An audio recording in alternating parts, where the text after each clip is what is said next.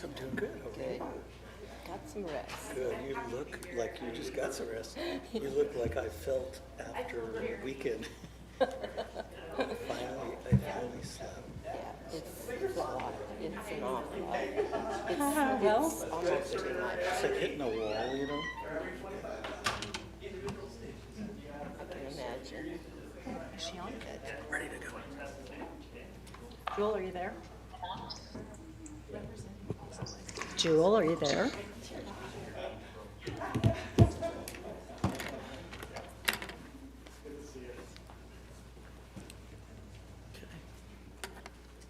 Hello? Hello? We hear you. Can hear you. Good evening. Wonderful. Good Good evening. evening, members of the board. Yep. We have President Hamada. I'm sorry. Dr. Harmon. Very sorry. Dr. Harmon, we're just getting started. Good evening. It's 5 o'clock, and I'm going to call our work session to order. And I'd like to announce that Dr. Jewel Harmon, our Chief Accountability Officer, will be attending the meeting via Zoom. And I'd like to call on Superintendent Vela for introduction. Superintendent Vela. Thank you, President Howard. Excited to present to the board my team on policy work. As you know, we've been working hard over the last couple of years, actually. And today is really about giving our board an insight of where we've been, where we are, and where we're going. And so I'm excited to introduce Dr. Jewel Harmon, who will start the presentation today, and also introduce our co-presenter, who has been and will continue coordinator our policy work, Ms. Pam Hawley. So I'll turn it over to Dr. Harmon. Thank you, Superintendent Vela. Good evening, President Hamada, members of the board, Superintendent Vela, Ms. Bent, hello. I am always excited to be a part of our policy work. And even more so excited this year because we are setting the stage for the next round of what is possible for Kent School District and our board in terms of really staying on top of the policy work moving forward. So tonight we're going to talk about a revisit of the past, similar to what we've done before to help us set a course and help the board set a course for what the policy work will look like for this school year. So we're ready to begin.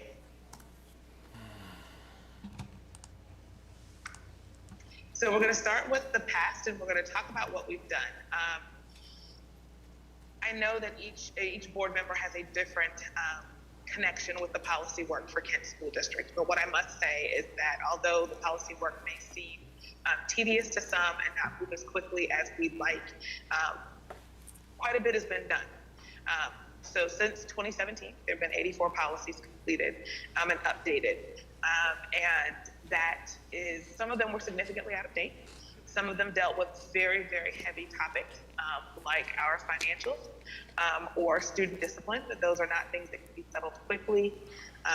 And we've moved through those. This past school year, our board completed quite a bit of work in the 1000 series, wanting to start with themselves in terms of making sure that their organization and structures were updated.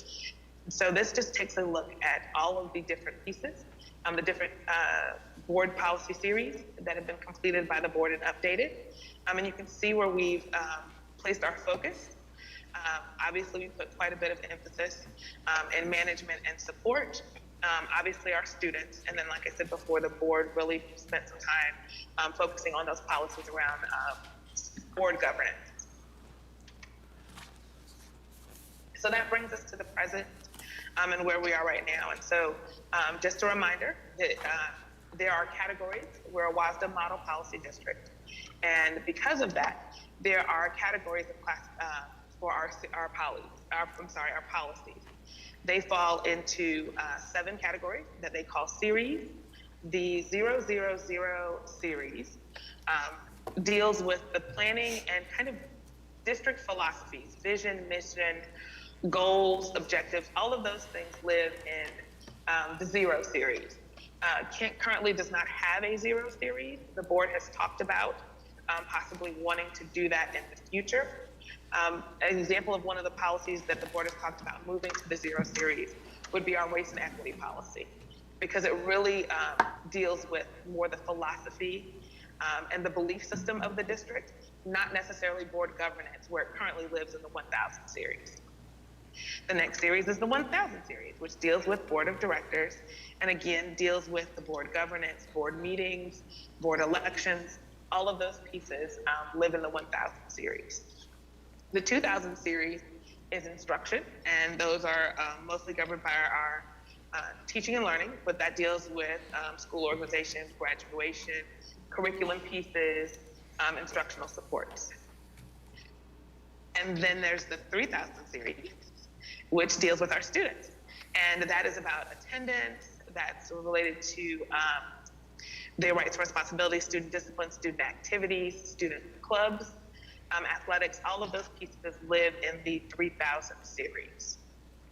4000 series is community relations. And that speaks to the school district's relationship with the public.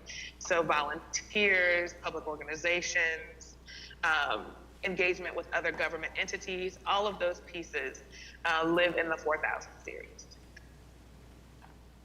And the 5000 series is personnel. So all of the policies and procedural pieces related to the staff of the district, hiring, recruitment, retention, some benefit pieces, leaves, all of those things live in the 5000 series with personnel. And then last but not least is the 6000 series, and that's management support. And that deals with our fund balance, our facilities maintenance, our kind of structural operational pieces live in the 6000 series. As I said before, we are a WASDA model policy school district. And to that end, what that means is that WASDA classifies policies into 3 groups: essential, encouraged, or discretionary. An essential policy is a policy typically required by law or statute. And sometimes the law or statute actually calls out a policy, a requirement for a policy existing. The encouraged policy does not have a legal requirement or statute attached to it. Instead, it is usually dealing with something that's best to have on the books because it clarifies the district's intentions. Sometimes it may prevent possible litigation or conflict with the law. And then last but not least are the discretionary policies. Discretionary policies don't have any legal tie or necessarily direct benefit in that way. They just call out and make plain for those reading the intentions of the school district, the philosophies and beliefs of the district are the discretionary policies. And so now we'll talk about the work in the future. And this is the part that is most exciting for me. So after almost 5.5 years of approaching this policy work in many different ways and trying everything possible to really get traction around, because I think every board member can agree that there's definitely policy work to be done and it's never ending.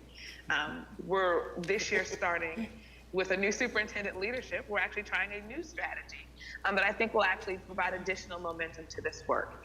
And that is the introduction of a policy coordinator. So someone whose role and responsibility is dedicated to the policy work. So not just the pieces of monitoring WASDA and their updates, but actually working and facilitating with district staff to make sure that they stay on top of what is essential. And then the accompanying procedural pieces that go along with the board's work on the policy side are also kept up to date as well.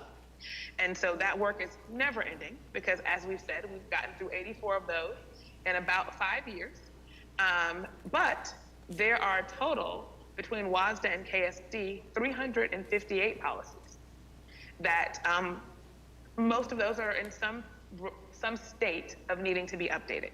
We depend on WASDA to do that work, and you'll hear more about that coming. Currently, KSD has about 69 policies that WASDA does not have. That means that we have 69 discretionary policies that state board and district's previous beliefs around things, but also could bear some looking at. WASDA has 103 policies that we do not have on the books, and they definitely need some consideration as well. All of that said, there's work to be done. And I'm excited to, I'll say, reintroduce the board to the person that will be taking on those pieces as their primary responsibility of policy coordination, is Ms. Pamela Hawley. Pam has been well versed and involved in this work, supporting me as I support the board and KSD in keeping our policy work going. She's been with the district for more than 15 years. She has a bachelor's in politics and government, and she has a heart for the work and an interest in the work. She, when the opportunity presented itself, went right to all of the ways that this could be approached, all of the things, getting more deeply immersed in the WASDA understandings of this, really going through all of the previous WASDA quarterly updates, reanalyzing the pieces of work that have been done thus far, and thinking about new ways to approach this work moving forward. So as we get ready to continue the conversation of the work session this evening and talk about the future of policy work, I'm going to transition this over to Mrs. Hawley as your policy coordinator, and she will talk about the future and what's next for policy work for the 22-23 school year and beyond. Thank you, Dr. Harmon. Good evening, President Hamada, members of the board, Superintendent Vela, and Ms. Santello. I know that it's been the board's desire to update policy, and I can't tell you how excited I am to be involved in this work in a really different way than I have been before. When we talk about policy work to consider right now, there are 40 essential policies that KSD has which are outdated, and there are 14 essential policies which are new to KSD. When we talk about essential policies and their importance, we're talking about the classification that WASDA has given to these policies based on their relationship with state or federal law or funding for a specific program. 14 of the policies are, I'm sorry, let me back up. There are 103 policies WASDA has that KSD does not have, and 14 of those are considered essential. You can see the breakdown of those that KSD is missing at this point. Once these policies have been worked on, they would be added to the roster of current KSD policies. We have 40 essential policies which are outdated. You can see the majority live in the 2000 and 3000 series instruction and students. When I say updated, needing to be updated, what I mean is that WASDA has updated these policies since KSD has updated them. So we need to work on updating ours to be in alliance with WASDA, since we're a WASDA model policy district. How the board gives input on policies is important, and as a reminder to the board and information for soon-to-be Director Margell, the following is how the board updates policy prior to work on those policies. A folder sent out to you electronically, and updates are made on those, and then those updates are merged together for the next policy work session. If you would prefer paper, I'm happy to print those off, the electronic version in paper, so that you can make the updates there. And we're hoping that those can be returned 3 days before the work session so that all the changes can be merged and noted. Just so you know, so OPMA is not violated. Each board director has access to only their folder, and only Ms. Zantello and myself have access, so no one else can make changes. And your changes are noted individually and then merged together. Please be sure to use track changes. It's turned on when you get the folder, so as long as you don't turn it off, it's already on. And make those changes with track changes on, and that way all changes are noted and can be merged together. So a summary of the priorities and I'm sorry, did I miss a slide here? I think I did, sorry.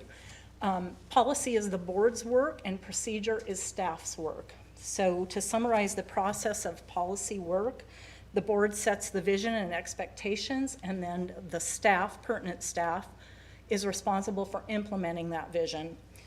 Updates to policy and procedure will be communicated to building leaders through our district communication platform, which is the communicator, and also when the EDLEs, which is the executive directors of learning improvement, have their meetings, Policy updates and procedure updates will be communicated in that way as well, so that all staff is aware of changes.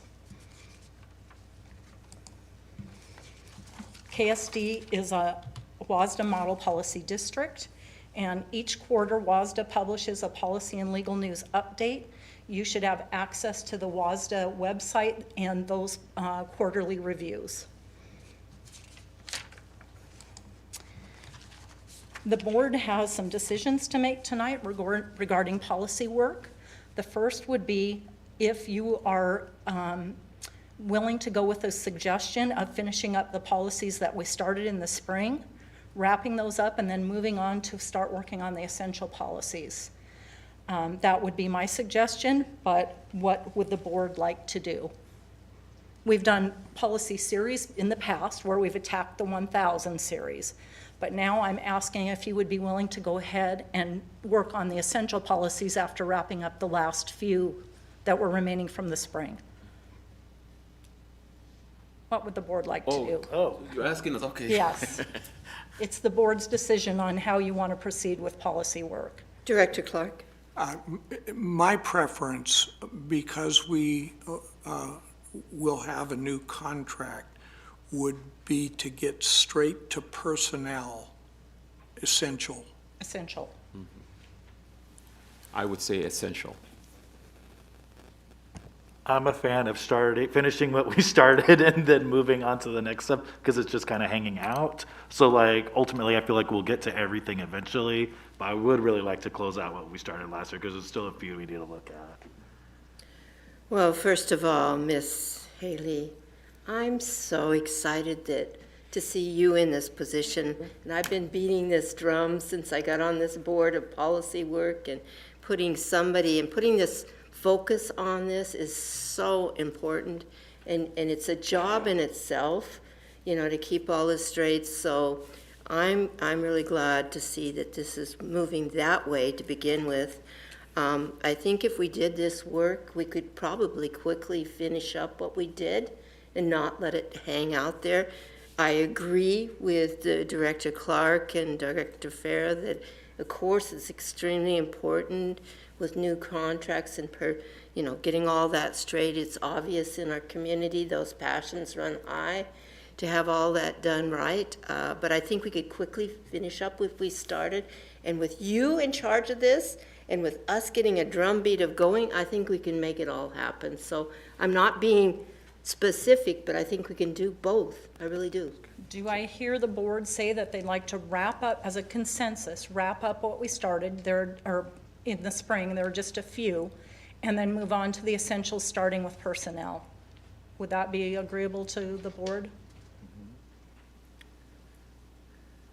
I see. I would say yes, but also what's really important to me is to also tackle the student portion of the essential.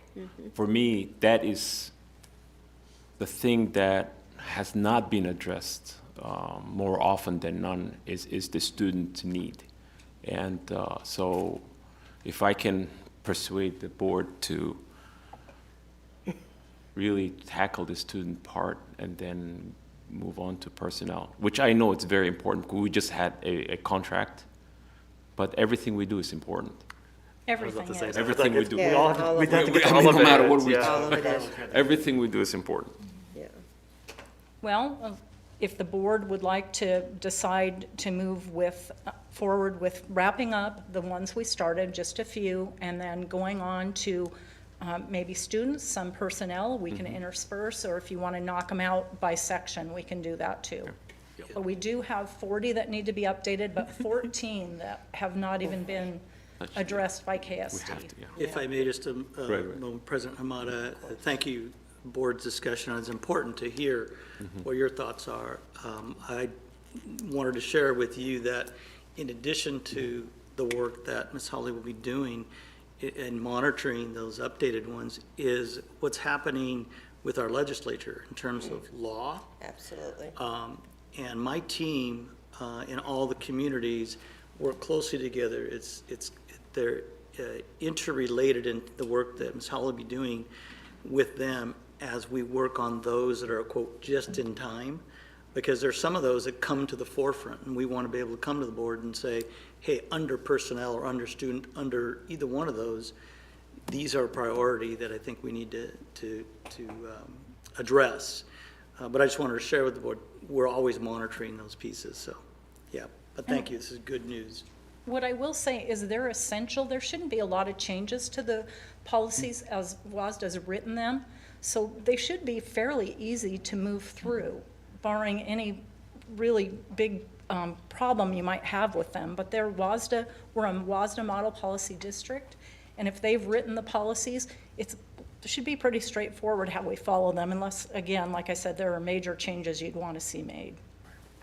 Can I ask, like, on our board of directors SharePoint, I don't see any of these policies anymore that used to be here. I really hate Yep. SharePoint. Is it possible, I have to always look for Dr. Harmon's email and then click to Yep. get to it? Yep. But I really can't find it in the actual So old SharePoint. policies or the ones we've worked on? The ones that in we the still have to spring? work on that we I'll didn't send finish? you a link out, a new Yes. folder with a new link to that Okay, folder. that would be And everybody amazing. will be starting in the same place, including soon-to-be Director Margell. Everybody will have the same folder, starting in the same spot. Thank you so Does much, I that appreciate it. help? Right, I mean, this is because of OPMA, right? Yes, That that everybody everybody's has to have their own. Individual, Okay. yes. I agree. Yes. Thank you. The next part to this is how policy work sessions will be held, how the board would like to attack policy work sessions. In the past, we've done some Saturdays, we've done off Wednesdays, and when I say off Wednesdays, I mean not a regular board meeting night. There are different ways, however you would like to do it. I'm happy to be there for that.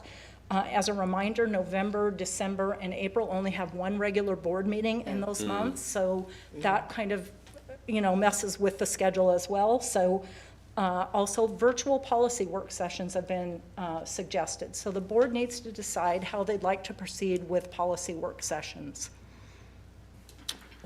Director Clark? I'm no interest in November and December. Gone through that circus before.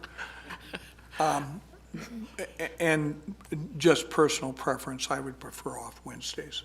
But that's just me. I would just, any possible day that we could work on policy is a good day for me, because this is what guides us. And if we don't have a policy that's updated, we can't set guidance and policy so that the staff can implement. So whatever, I'm open to it, whatever day. I prefer having the doodle links with possible Wednesdays and Saturdays that are available. I really see that, then we can all kind of see where we all are at, and pick days like that. So I really appreciate it. I think that was Mrs. Antello who did that before. Like, I really always appreciate that. So if we can do something like that, I would prefer that. And I don't care about November, December, because we can always do virtual whatever days. So for me, it doesn't matter. Well, and I'm going to be real popular here, but I just have wanted to work on this policy any day we could, so I'm willing to dedicate that. I think when we get in trouble, and really it's not trouble, but when people point out that our policies are way behind, that doesn't look good, even though they may be perfectly in step with what's going on. We want to be on top of it. So again, I'm up for Saturdays, November, December, and my calendar is pretty darn busy, but I'll fit it in. So would it be acceptable to have Ms. Santello send out a doodle poll for available dates? I know off Wednesdays are starting to get booked. We could book Yes. those. And we could, my suggestion would be at least one policy work session per month so that we can start getting through these. Absolutely. Okay? Love it. Okay, perfect. If I, And- just very quickly, President Bonner, members of the board, we wanted to start with this one to have this conversation to, because that is priority, and the board has shared with me in the past that this is priority, so we want to get those work sessions set first. So the doodle will be a great idea, Vice President Bennell, to get these set, because there are other priority or critical areas for work sessions that we want to also either plan either before or after these, as we look at our, fall, winter, spring, if you will. There are critical ones and timing that's important, but we wanted to start with this tonight, so this is very helpful. I believe that the board came to a consensus that this list is acceptable to move on. You'll get the link to the folders within the next few days. Everything kind of needs, as you've done before, and soon-to-be Director Margell, when you move through it, you'll see our current policy, WASDA model policy, a suggested update, and then a Word document that you can edit. So the first three are in PDF form, and then you can go ahead and edit that Word document. Can I ask a question? sure. I feel like we've had a first reading on almost all of these, We right? have. Yeah. Right, and that's why we have. Okay. So we can just, Yeah, just we putting it did up there. actually start those, but we never wound those up. And Okay. that was my suggestion, that Good. we do that and move ahead then to essential, once we get these taken care of. Perfect. Thank you so much. You bet. Excuse me, I'm sorry to interrupt, Ms. Holly, and board directors. There are a few of these that have not had a first reading. So the Library Information Policy 2021, just to go back, just because I was a part of that. The board's interest was to delve into that policy and make the updates, but at the time, the board was currently in the process of making a decision about some of those, and we didn't want to interrupt that and change the policy in the midst of. So that's why it shows up, but that one hasn't had a first reading yet. Okay, good. I apologize. I know we talked about it, but it didn't go to first reading, but we did talk about having it be a first I was reading. gonna say, I swear we. Oh, I talked about remember seeing something. those numbers. Yeah, we've done, yeah. Okay, that's good to know. So not first reading, but we did discuss the library info. 'Cause I know we made, Discuss, but not actual first reading. We Right. held off on that due to the circumstances of the library issue. makes sense. So if that's agreeable to you, I'll send out those links, and I would just like to say, I'm stating something very obvious here. Dr. Harmon is an incredibly tough act to follow. I appreciate your patience as we work through this together. She's fabulous, and I appreciate her leadership and mentorship so much. And I have a lovely parting gift for each of you. It's a brand-new policy manual that has everything updated. And these will be next to Naomi's desk with your name on each one. Thanks. I need to be gone I tonight. know. Any other questions, or? Can I return the one I have at my house? Absolutely. Yeah. Okay, Two. will do. We'll get rid of what's inside and keep the binder. if I can lift it into the, It's in a carry bag. it's pretty dark. My team will help, President. They're pretty heavy. First of all, I do want to address Dr. Harmon and all the sessions that I've been in. You have, whenever you do show up for those, you are very knowledgeable and very helpful, and we have appreciated all that. And I'm excited to have somebody dedicated to this work. And thank you for all your work in that. Looking forward to all this. I am too. So- Thank And you. thank you for the gift. I shall treasure it. Anybody else? Dr. Harmon? Thank you, President Hamada and board.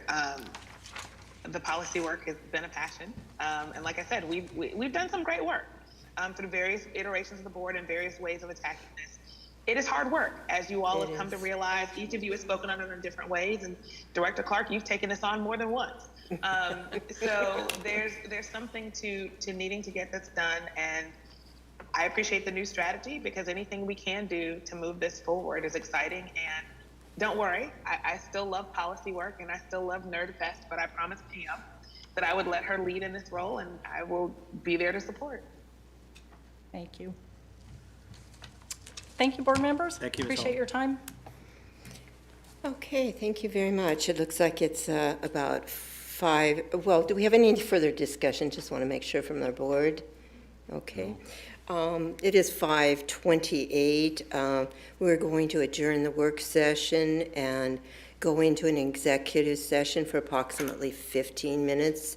The purpose of this executive session is to evaluate the qualifications of applicants for public employment and to discuss with legal counsel potential litigation and the legal or financial risk of a course of action.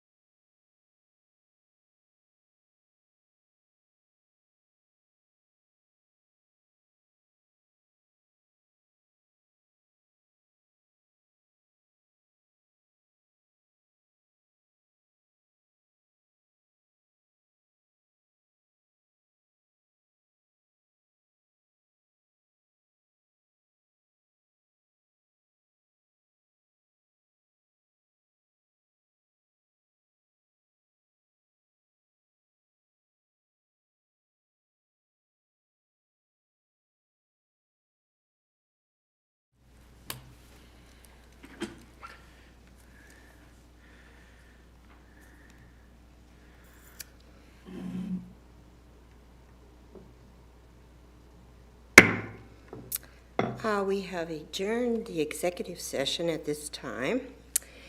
And I'm coming back in here to say we're now going into the exempt session at 6 p.m. It is 5:40 presently, and we're now going back into the exempt session.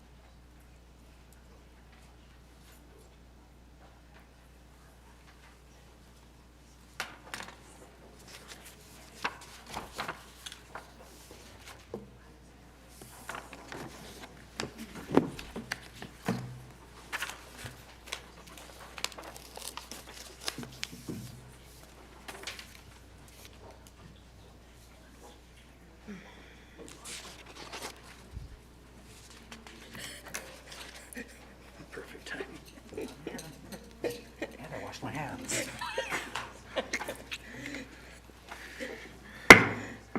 Good evening. I'd like to call the meeting to order, our regular meeting at 6:30, and Vice President Bento is running in from his marathon here on time. And just a few housekeeping items. Dr. Jewel Harmon, our Chief Accountability Officer, will be attending the meeting via Zoom. And now we're on to 1.03, the roll call, and I'm going to start with Vice President Bento. Present. Director Farah, Present. Director Clark, Present. and obviously I'm here myself. And now, Vice President Bento, if you have the wind, we're going to start the pledge, if you'll join. Yes. I pledge allegiance To the flag of the United States of America and to the republic for which it stands, one nation, under God, indivisible, with liberty and justice for all. Well, welcome. It's good to see a full boardroom and smiling faces here. This is the Kent School District Board, which is held in a public to comply with the Open Public Meeting Act. And we welcome the public's participation in this board meeting and thank all of you who have come to the meeting and those who are viewing on live stream. And just going through the process for the audience participation. The purpose of the board meeting is for the board to conduct its business in public. During the meeting, the board will listen to but not respond to comments from visitors. Those wishing to comment must complete a comment card like these and turn them in to Naomi Zentella, our Assistant Director, Executive Director for the board, either before the meeting begins or no later than the beginning of the legislative update. No cards will be accepted once this report has begun. Visitors who have completed a comment card indicating a desire to speak to an agenda item will be called at that particular time or portion of the agenda. There is a brief delay in the live stream audio. We will allow for extra time for you to make your way to the boardroom if you are in an overflow room. When it is your turn to address the board, please state your name at the start of your testimony. Public comments will be heard after the opening during preliminary communication from the audience at specific agenda items and during final communication from the audience. Students will be the first to speak on any topic. Please limit your remarks to 3 minutes. You will hear a timer when 3 minutes are up. Please do not use specific names of staff or students or personal identifiable information. Abusive public comments personally directed towards staff or board members will not be tolerated. The president may interrupt or terminate on an individual statement when it is too lengthy, obscene, or irrelevant. Per board procedure, written material to provide board members with background information should be submitted to the superintendent's office at least 1 week in advance of the meeting.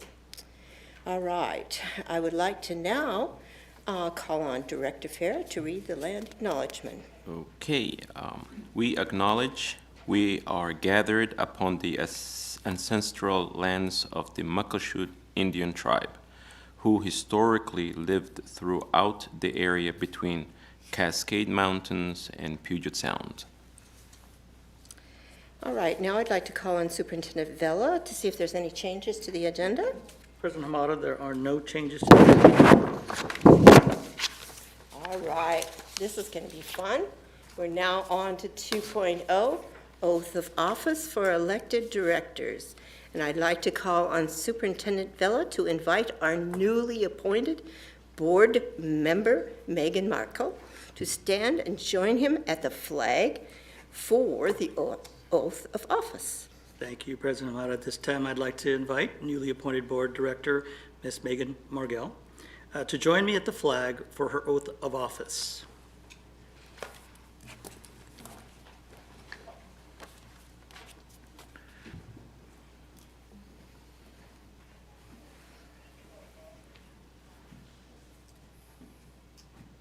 raise your right hand and repeat after me. I, Megan, having been duly appointed I, Megan, having been duly appointed to the office of Kent School District Director, District Number 2, having been duly appointed to the office of Kent School District Director for District 2, do solemnly swear do solemnly swear that I will faithfully and impartially will faithfully and impartially discharge the duties of this office will discharge the duties of this office as prescribed by law and to the best of my ability, as prescribed by law and to the best of my abilities, and that I will support and maintain the Constitution of the State of Washington that I will support and maintain the Constitution of the State of Washington and of the United States of America. and of the United States of America. Congratulations. Thank you.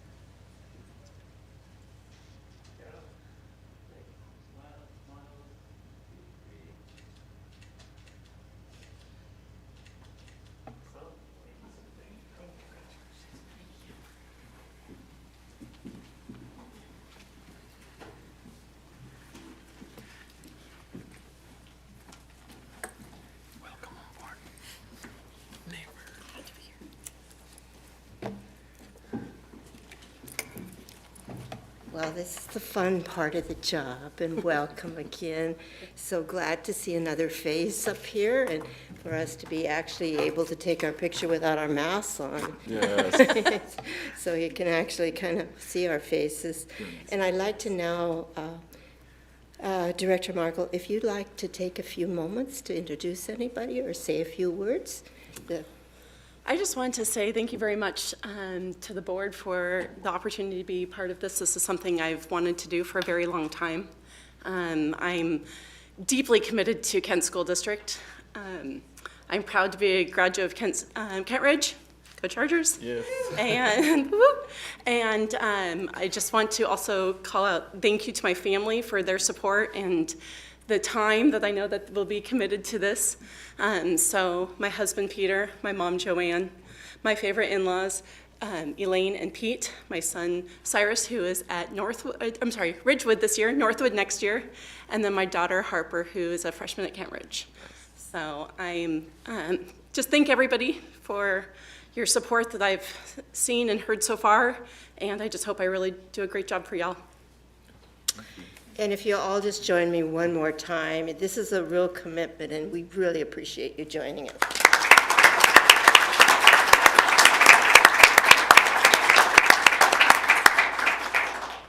And thank all the family, because with all of us, we need a support system behind us to make it work.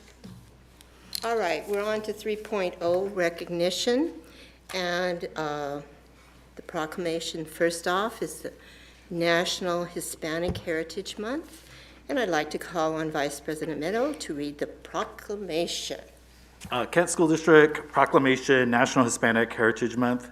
Whereas September 15th through October 15th is celebrated throughout the United States as National Hispanic Heritage Month, providing an opportunity to honor the contribution of Hispanic leaders and students of the Kent School District and our community. And whereas this year's themes, Unidos, Inclusivity for a Stronger Nation, encourages to ensure all voices are represented and welcome to help build stronger communities and a stronger nation. And whereas in the Kent School District, the Hispanic community now constitutes 23.5% of the district student population, with more than 5,900 students identifying as Hispanic. And whereas the Kent School District is committed to the promise that regardless of where students come from or what they look like, all are afforded an equal opportunity to graduate from the Kent School District as young adults who are globally competitive leaders prepared to excel in college, careers, and in life. And whereas the Kent School District is dedicated to working together to address the challenges still facing Hispanic students in equity and access so they may prosper in school in King County, in Washington State, and around the world. Now therefore be it resolved, the Kent School District Board of Directors recognizes September 15th through October 15th, 2022 as National Hispanic Heritage Month with the intention that Hispanic heritage be recognized, discussed, and celebrated in Kent School District schools and classrooms during that time. Signed this 14th day of September 2022 by the Kent Board of Directors and Israel Vela, Secretary to the Board. Thank you.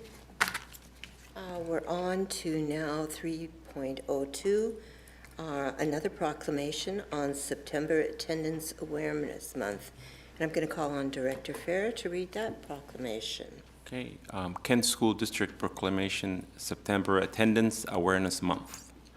Whereas good attendance is essential to student achievement and high school graduation, and we are committed to reducing chronic absenteeism rates with a focus starting as early as pre-kindergarten. And whereas chronic absence, missing 10% or more of school for any reason, including excused and unexcused absences, or just 2 or 3 days a month, it is proven predictor of academic struggle and dropout rate. And whereas improving attendance and reducing chronic absence takes commitment, collaboration, and tailored approach to particular challenges and strengths in each community. And whereas research shows that chronic absence as early as pre-kindergarten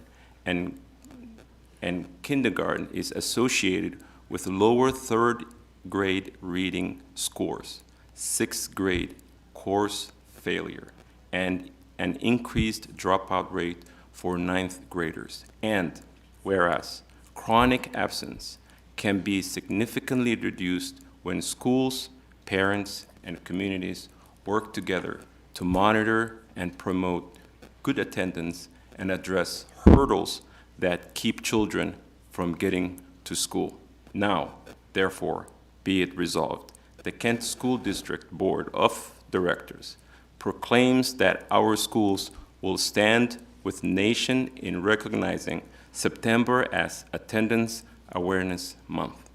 We hereby commit to high student achievement and reducing chronic absenteeism to give all children an equitable opportunity to learn, grow, and thrive academically, emotionally, and socially.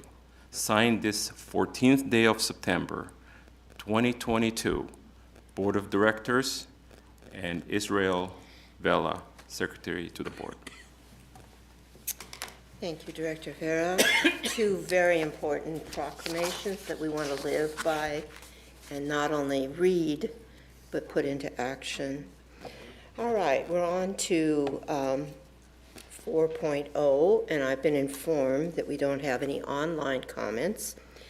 We do have two in person, and we have no students, so we're going right into the first person, and that would be Jessie Mary. If you'll approach the podium, please.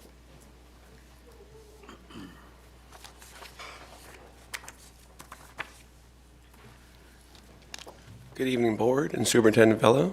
I'm Jessie Mary. I've been a teacher here for 27 years in this Kent School District. I'm invested, and I'm happy to be part of the Kent School District. I know we have had our challenges, but I'm still happy to be part of Kent School District. I had an opportunity to go to Federal Way School District. My principal asked me to do PE. Well, that's a no-brainer. I'm doing PE. I love Kent School District. But I'm not very happy when Kent School District digs their heels in and doesn't bargain in faith. For the teachers, for our wonderful office staff workers, for our KOP, for our maintenance workers, and for our IT department. Digging their heels. Now, Board, I heard one of you mention around before, in August, a couple weeks ago, that you don't really understand what's going on with the bargaining. You have every right to know what's going on with bargaining. And please ask questions. Dig deeper. These wonderful people need these jobs. We need these wonderful people. I learned early on in my career, take care of your office staff, take care of your custodians. And I do that. My staff does that. But it just disappoints me that you dig in the heels and you don't give people what they deserve. The attendance issue that we just talked about. How can you have that data without these ladies, without our office staff? And as Superintendent Bello, when you were the principal at my Meridian Elementary School, how could you be successful without your office staff helping you? They're our backbone in Kent School District. Our office staff, our maintenance workers, and our IT department. In our technology day, when we're trying to do attendance online, computer shuts down, here they come. I had a cracked surface on Friday, and my gym has a hard floor. Called up the department, I got a new surface just like that, and I'm working with my class and trying to be the techie guy in PE, but I'd rather play with kids and things, but I have the equipment thanks to my IT department. Look into what's going on, please. Enough of this digging heels garbage. These people need a contract. They deserve a contract. As KA got it, they deserve it. I'm here for all these people. Thank you.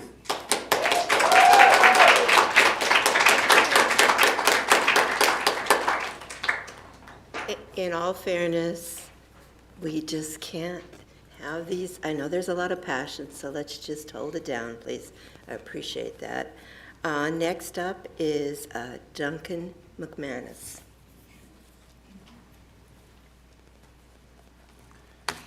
Thank you, everybody, for taking some time. Ladies and gentlemen, my name is Duncan McManus, and I, for the record, am not an educator. I am a parent with a child in the Kent School District. It has been quite a month, yeah? I, as well as you, am sure happy that teachers and students are all back in class. It's fantastic. However, I would like to address some issues. During the course of the work stoppage, I've received a steady stream of spin and misinformation from the Kent School District. We are told that you have been working all summer trying to hammer out an agreement with the union, and it turns out it has been foot-dragging all summer. A mediator isn't requested until August. Renton had contracts in July, correct? Yeah.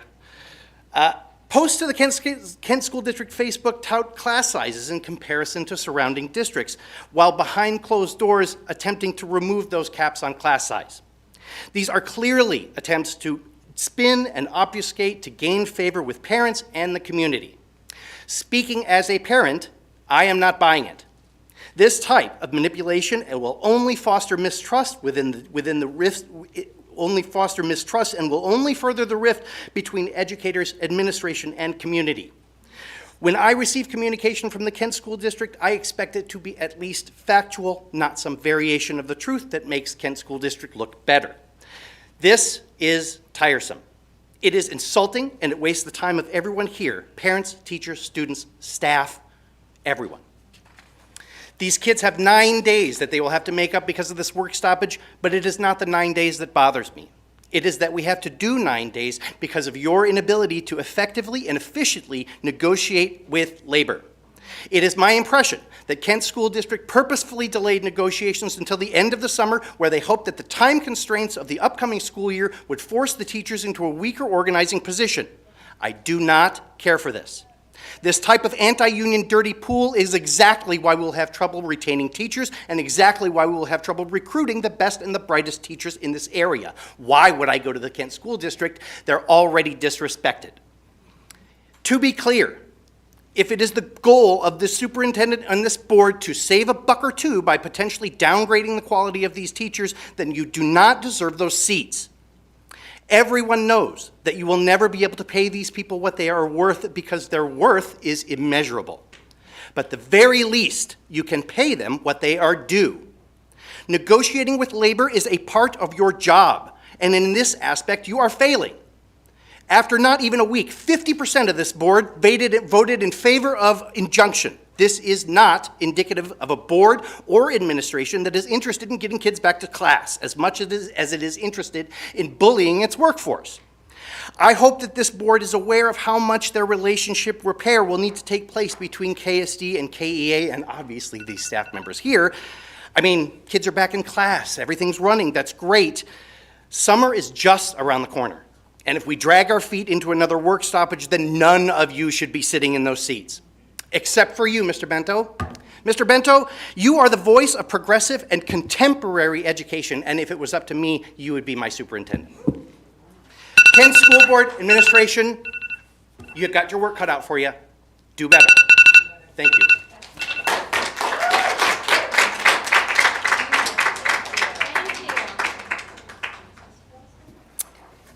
All right,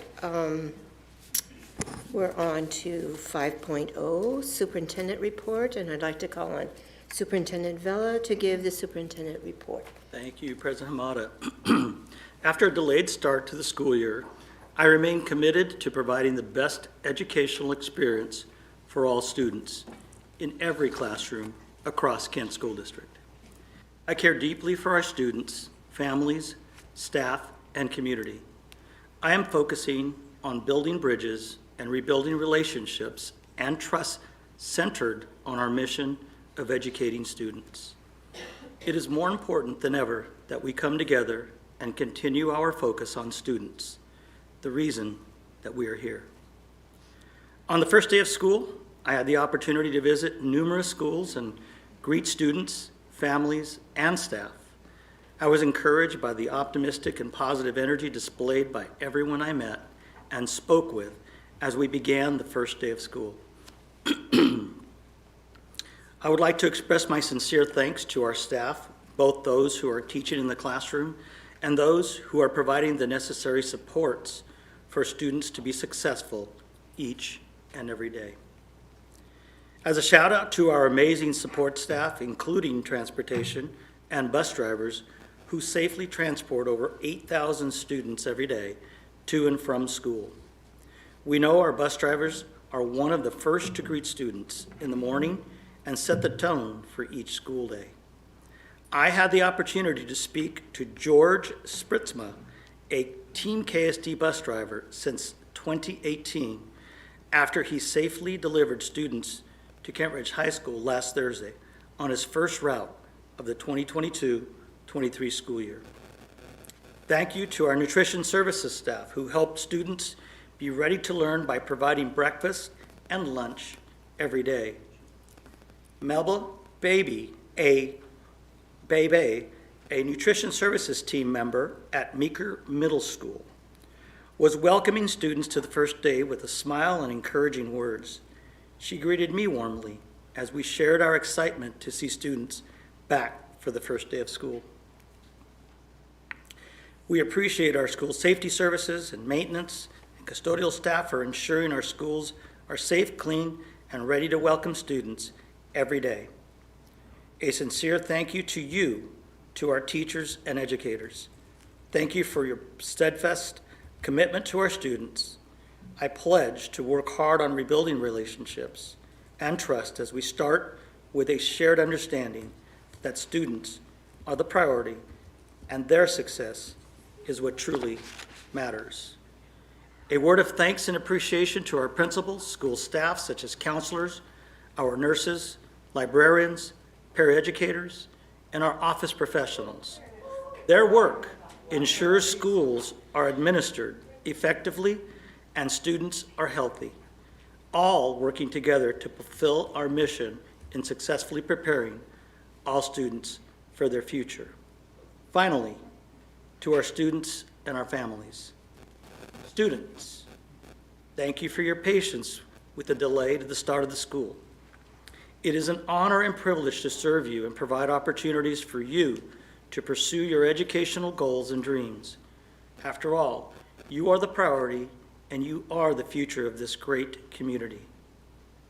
To our families, thank you for your patience over the past few weeks and for your ongoing partnership as we, together, educate the children of our wonderfully diverse community.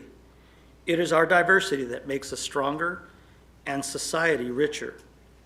People of different backgrounds, skills, and beliefs all contribute to our community to make a greater whole. Our core values of equity, excellence, and community remain firmly rooted at the center of all that we do. The first few days of school were a tremendous success, and there is nowhere else I would rather be than celebrating the beginning of school. I look forward to the many successful days ahead of us, continuing to build bridges, every student, every voice, every day. Thank you, and this concludes my report. Thank you, Superintendent Bello. We're on to 6.0. In 6.01, our legislative upgrade, just a quick announcement that if you have comments, that this is your time to get them up here. Get them to Ms. Santella, bring them up here. This is going, gone. So if you want to comment, make sure you get it in right now. And now I'd like to call upon Director Farrett to give the legislative update. Director Farrett. Thank you, President Hamada. My report is also going to be very short because we're still in the midst of figuring out how to communicate our priorities for the district to the legislative branch. I've had a meeting with the superintendent team 9/12, which is last Monday, and kind of went over the priorities so that we can align the board priorities and the superintendent's team and superintendent's office to make sure that we communicate to WASDA what our priorities are. And I'm sure, we have the reason for the delays because I don't have to remind you, we had a couple of months that were challenging months, and I understand that, and with that in mind, I didn't pursue any of you to communicate what the priorities are. We have a work session that's coming up, and what I would like to do is I'm going to send you the priorities of the superintendent's office, and want you to be able to look the WASDA handbook and come prepared in that work session so that we can be efficient and have a list of, I don't know, maybe 10 to 20 priorities, because WASDA has upwards of 200 priorities, and it would make no sense for us to just blankly accept those 200 priorities. So it would be really nice and more efficient if you can look through the handbook that was provided to you, and if you don't have it, let me know. I'll send the link again, and just look through and see what priorities that you feel are important, so that the 21st work session, once we finish, the WASDA General Assembly is on the 30th of September and October 1st, so we don't have much time turnaround. So it would be really important that that day we conclude what our priorities are, so that when I get on, or we all get on, I can communicate that priority.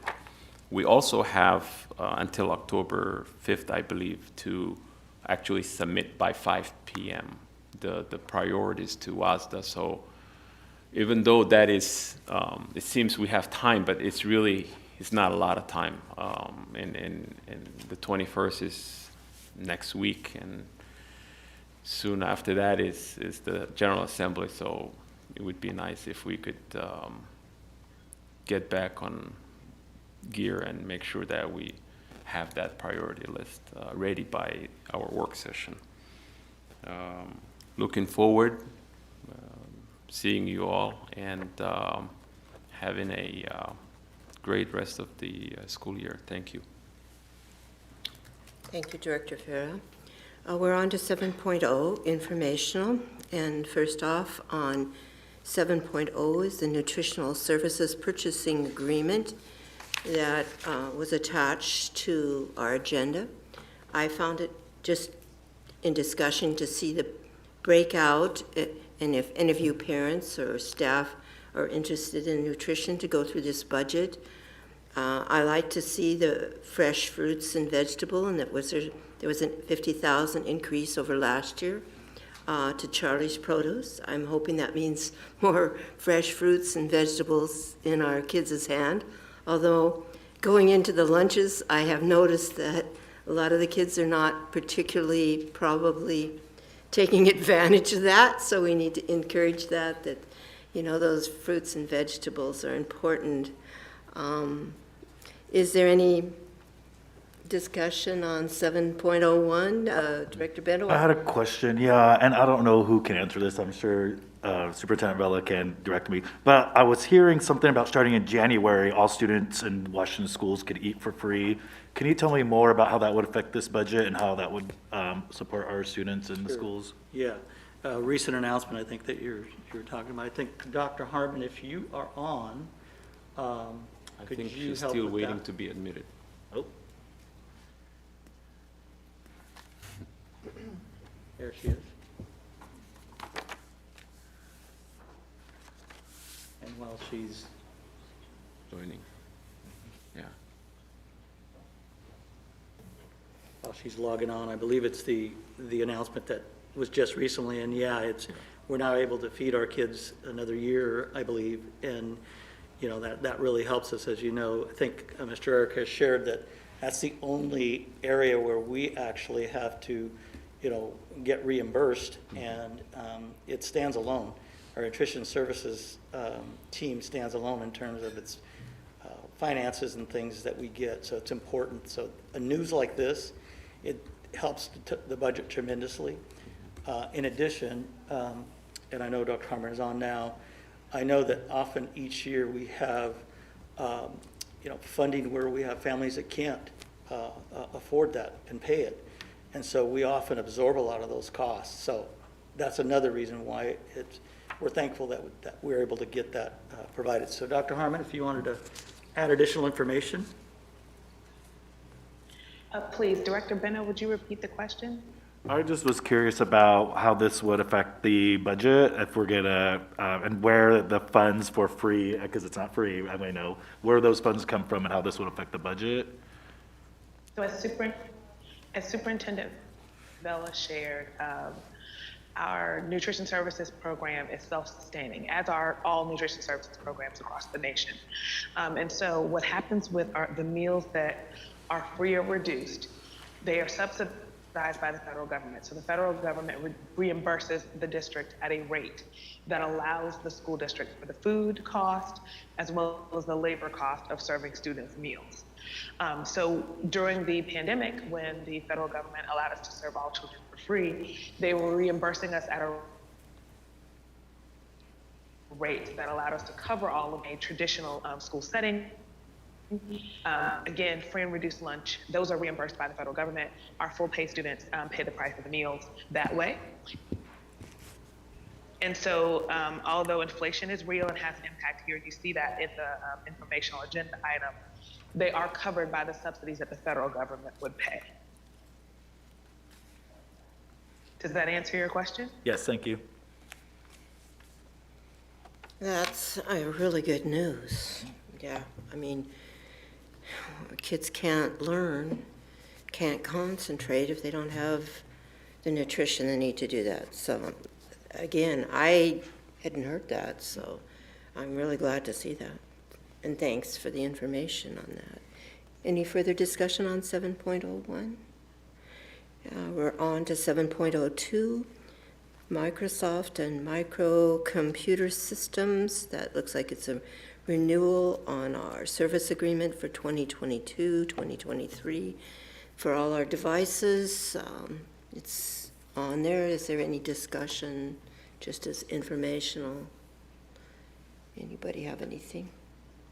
All right, we're going to move on to our consent agenda. And I would like to know if anybody has anything on the consent agenda that they wish to pull, any board director.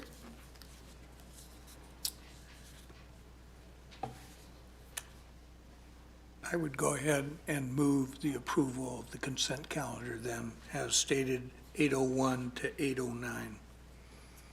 I second. Okay. Discussion? Seeing none, so all those in favor of the motion that's on the floor to accept the consent agenda, items number 801 through 809, signify by raising their right hand and saying aye. Aye. Those opposed signify by raising their right hand and saying nay. Abstention, the motion carries. Okay? All right.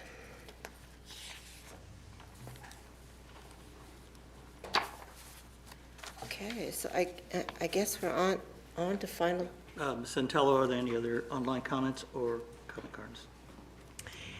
Thank you, Superintendent Vela, President Hamada, and members of the board. There are no additional comment cards received from the audience this evening. Okay. All righty, well, that takes us to 9.02, board reports and discussion. And first up is Director Clark. No report. And our new director, Director Marco. Nothing in the last couple minutes. Director Vera. I just wanted to first welcome you Thank you. to the board and thank you for stepping up, because during the current environment, I'm really glad you stepped up, and we need community members like you to make sure that this position is very important, and it takes a lot of effort and support, and to make sure that sometimes you question yourself. So I want to thank you for that, because we are here to support you, anything you need from us, and we want to thank you. I want to say I'm very thankful for students and teachers to be back in class. I couldn't be more happy than that. It was very intense moment. I can't deny that, but it is one of the things that we are tasked as a board, and we all have to go through that. Sometimes it feels like when I first got elected, it's another dull moment in this board. So I'm learning and quickly understanding that is more of the reasons why I have to be here, to make sure that I give my best and not worry about if I did this right or I did that right, because as a human, we're all gonna do what we feel is right, and it may not seem right to others, but at the same time, I want to make sure that we all have grace for each other, and because we're all here for the kids. We're all here for the students. I have 4 children that went through this district, and I believe in this district. And at times, it seems that we forget that as adults, and we argue, we disagree with each other, forgetting that what impact does it have on our students and the kids that are watching us, and what examples are we setting, and making sure that they follow those examples.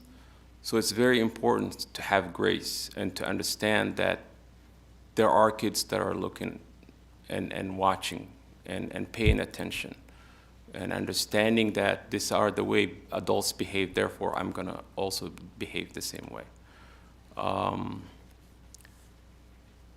I just wanna make sure that we as a board do everything we can to always bring the conversation back to the student. It is all every reason that we're here is for the kids. We're not here for anybody else. We're here for the kids.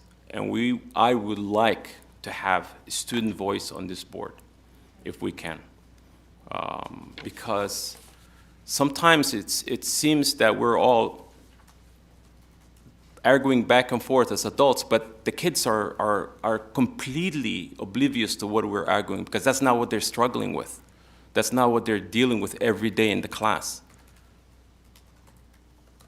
We seem to forget that. So I want us to have the grace to understand, then to make sure that every conversation revolves around how can we support our students to be better citizens tomorrow, and how can we better educate our kids. I am looking forward to the policies. I am very excited to make sure that we have a very solid policy list updated, and so that we can have guidance for the staff. I can't thank enough for the staff. This is very challenging, and I know what you go through. And I wouldn't trade the staff for anyone. This is to me the most important. Staff is how we operate. So understand that I'm here to make sure that you guys are respected. I want to thank the community, even though many have not agreed with my but I want to thank the community, because that's how I become a better person. I want to hear from you. I want to make sure that you hold me accountable. I'm here for you. You've put me here. And if I do something that doesn't agree with you, we can have a discussion. We're adults, and we can discuss issues and come up with a better answer than we had before. And again, I'm going to come back to the staff, teachers. Those are here that are supporting, absolutely. So thank you again. And that concludes my report. Vice President Benham. Hello, thank you, yes. It's great that we're back in school, and I think it's important to acknowledge the hard work that it took to get staff back to school and to get our students back. I do want to do some kudos to our staff, all of our staff and our students, and I think because KEA is big, that we sometimes focus on them a lot, but we have to also remember there's other bargaining groups that are around and that do important work for our students as well. So I want to acknowledge the people in the room today, KOP, for being here and standing up for their rights, because I think that's very important to do, and you know, that's a good thing about being in this country is you can come and advocate for yourself and your beliefs, and I think that's very important. So thank you all for being here and advocating for yourselves and your other staff. I think back to just my attendance office and my front office manager and our counseling office, and just the support staff that are there, the office personnel that are there, just really make the school run. So thank you all for the work that you do, because nice little reminders and nudges about taking my attendance and turning my paperwork and whatnot are so important and needed. It really is. And by keeping data on our students and making sure they're coming to school, and a lot of that is our office staff. So thank you all for that. I do want to welcome Ms. Margelf to the board. And again, thank you. And Director Farrar already said a lot of what I was going to say, but very awesome responsibility, and thank you for stepping up. We did have a work session this evening earlier about policy, and I'm very looking forward to finishing up our tasks from last year and starting our work for this next school year.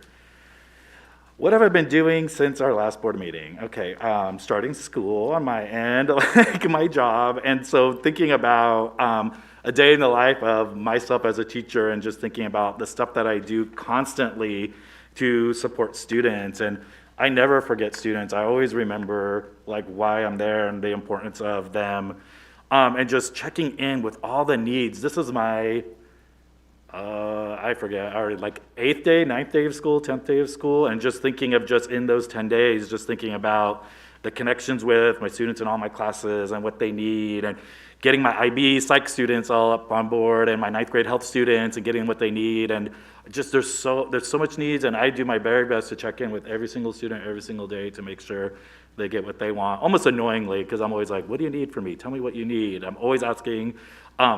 And eventually they're just like, oh, I really need like a notebook. Do you have one? Oh yeah, I got you. Like it's just like, and sometimes it just takes a while, but I always want them to know they can ask me anything, because if they ask me for the small stuff, then they'll ask me for the big stuff as needed. And so that's so important to me to always connect and make sure students are getting what they want.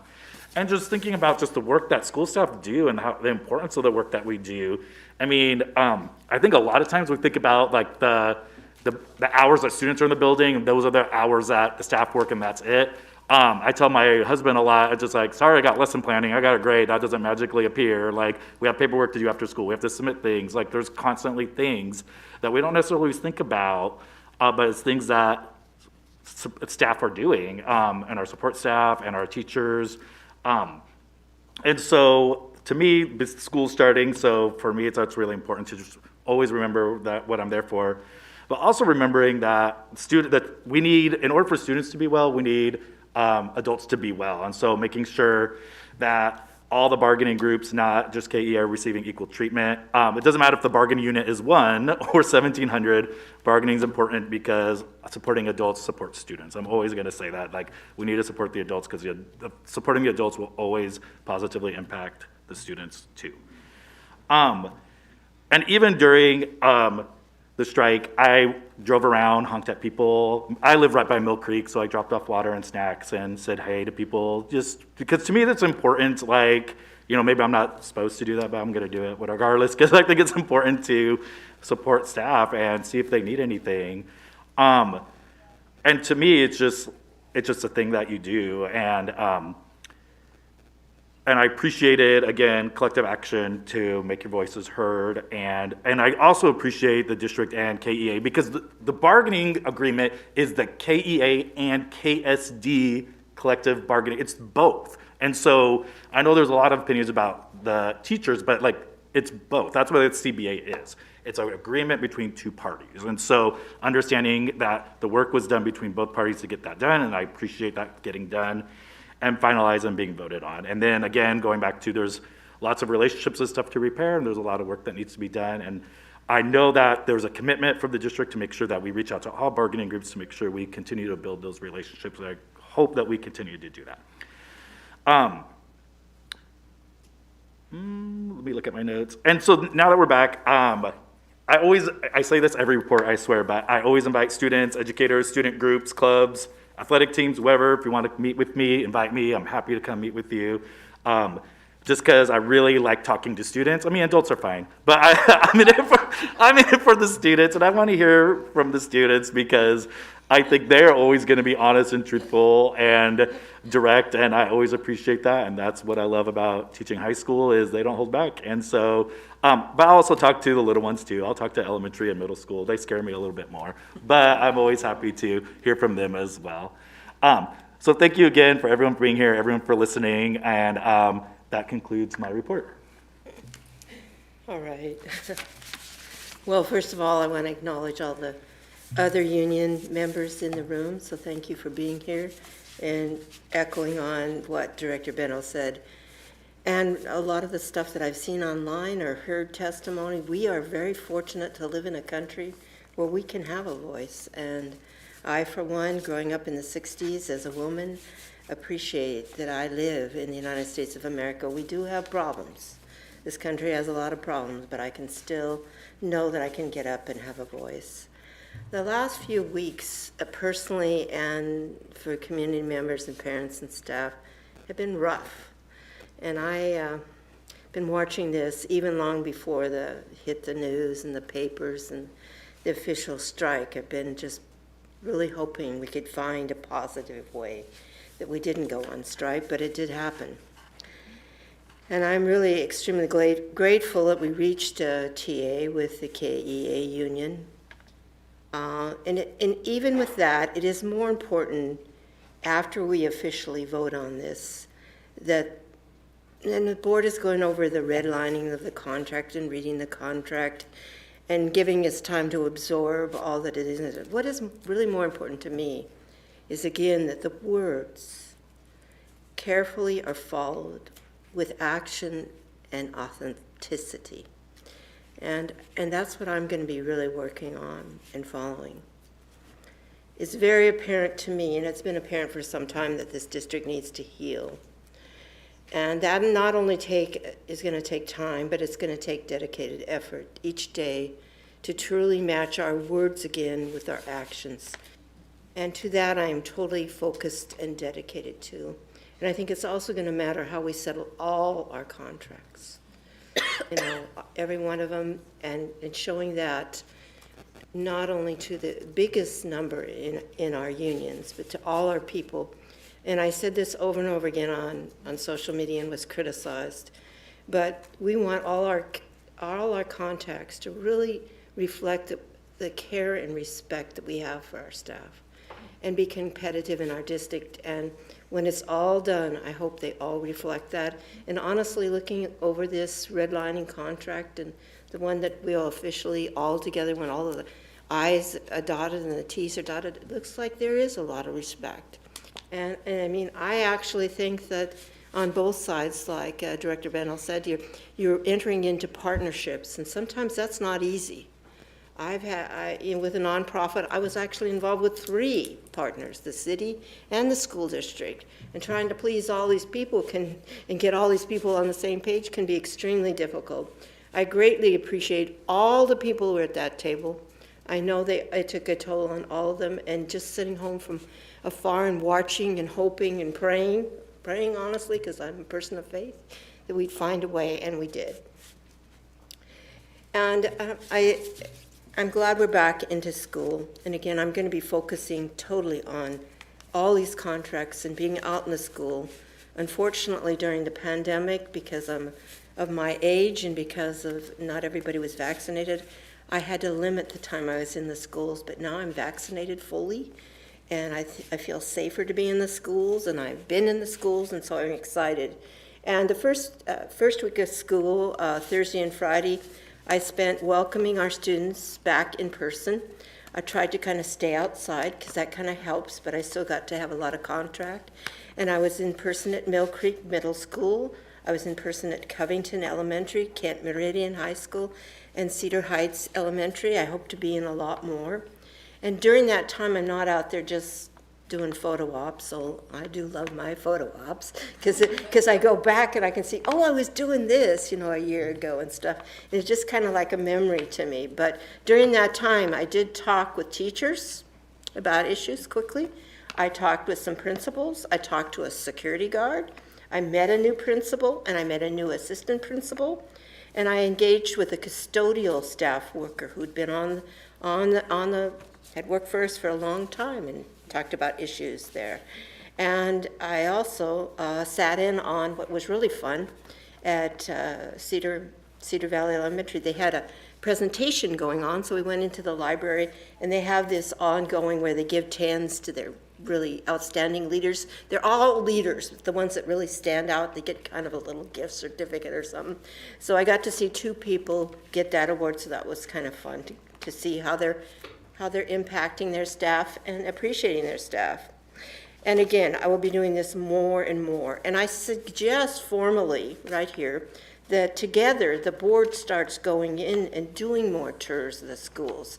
I mean, I think over the course of all my time, I've been in almost every school in this district at some time, either for a PTA meeting or whatever, ice cream or something, but it's hard to know. And there are very different personalities with all these different schools and all the people that are in these schools. So it's important for us as a board to get, go around that. I also think something that some people may say this is going by the wayside, but PTAs are strong in this state. They have a huge Washington State membership, and they're doing a lot more than, when I first started out with my kids, I was so excited to be a PTA member and bring my cookies, and I could bake my own cookies and bring them then.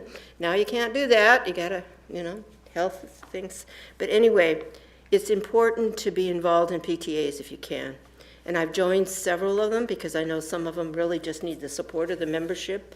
And not only that, let's look at the PTA priorities, because they go into the legislature now, and they have priorities that they're trying to push, and I think we could identify that with a lot of issues, and they bring a lot of numbers, and together we can work maybe even with the WASDA priorities, the PTA membership, and all that, and with that, through numbers, you have a lot of clout.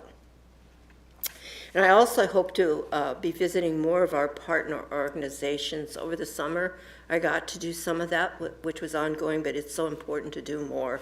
Because you want to see if the people that we're, giving grants to or partnering with are really making an impact on our students. And a lot of them really are.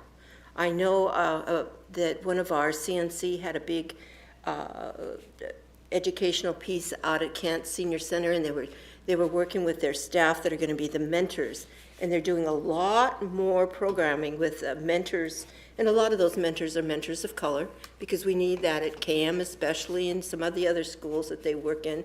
But they're giving them a lot more training to go in and work with the parents and work with the students, and I was glad to see that the CNDC was doing that this last couple of days ago. They did that, and it's very important, and I have requested a work session on our special education department and how we are servicing their needs and how we are supplying that department and our department with enough educators to help our paras and our specialists.